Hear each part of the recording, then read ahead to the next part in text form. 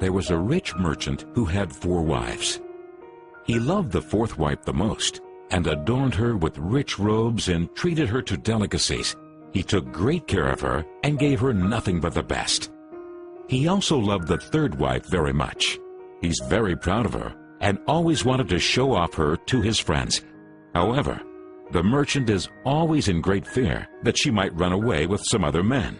He too loved his 2nd wife. She is a very considerate person, always patient, and in fact is the merchant's confidant. Whenever the merchant faced some problems, he always turned to his 2nd wife, and she would always help him out and tide him through difficult times. Now the merchant's 1st wife is a very loyal partner and has made great contributions in maintaining his wealth and business as well as taking care of the household. However, the merchant did not love the 1st wife, and although she loved him deeply, he hardly took notice of her. One day, the merchant fell ill. Before long, he knew that he was going to die soon. He thought of his luxurious life and told himself, "Now I have 4 wives with me, but when I die, I'll be alone. How lonely I'll be." Thus, he asked the 4th wife, "I love you most, endowed you with the finest clothing and showered great care over you.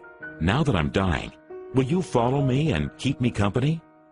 "No way," replied the 4th wife, and she walked away without another word. The answer cut like a sharp knife right into the merchant's heart. The sad merchant then asked the 3rd wife, "I have loved you so much for all of my life. Now that I'm dying, will you follow me and keep me company?" "No," replied the 3rd wife. "Life is so good over here. I'm going to remarry when you die." The merchant's heart sank and turned cold. He then asked the 2nd wife, "I always turn to you for help, and you've always helped me out. Now I need your help again. When I die, will you follow me and keep me company?"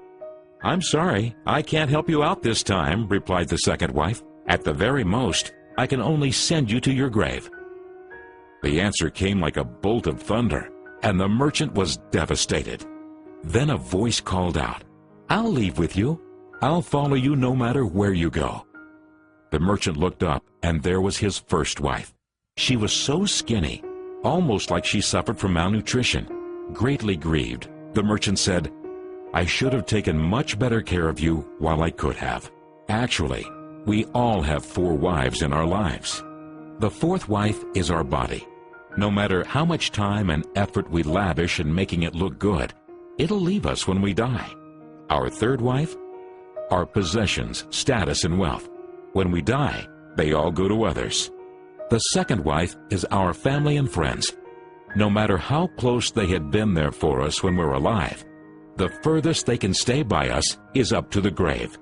The 1st wife is in fact our soul, often neglected in our pursuit of material, wealth, and sensual pleasure. Guess what? It is actually the only thing that follows us wherever we go. Perhaps it's a good idea to cultivate and strengthen it now, rather than to wait until we're on our deathbed to lament.